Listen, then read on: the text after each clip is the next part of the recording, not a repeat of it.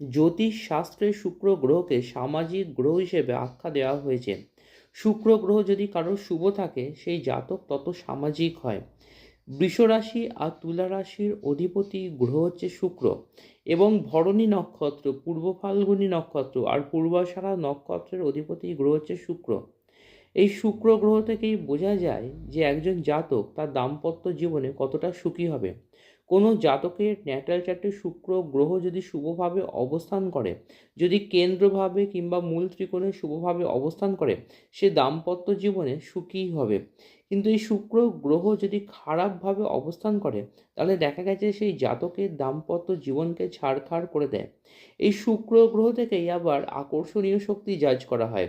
এই শুক্র গ্রহ থেকেই প্রেম, প্রীতি, প্রণয়, রূপ, লাবণ্য সমস্ত কিছু জাজ করা হয়। শুক্র গ্রহ থেকেই আর্টিস্টিক ট্রেটস জাজ করা হয়। কিন্তু কারোর ন্যাটাল চার্টে শুক্র গ্রহ যদি নিচস্থভাবে থাকে, যদি কন্যা রাশিতে অবস্থান করে, তারা অবশ্যই করে মাতা ভুবনেশ্বরীর পুজো রোজ করুন। কিভাবে করবেন? না, ঠাকুরঘরে একটি মাতা ভুবনেশ্বরীর ছবি রাখুন, লাল কাপড়ের ওপরে রাখলে ভালো হয়।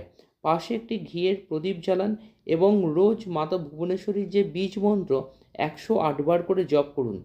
মাতা ভুবনেশ্বরীর বীজ মন্ত্রটি হল ওং হ্রিং শ্রীং ক্লিং ভুবনেশ্বরী মাতাওই নমঃ।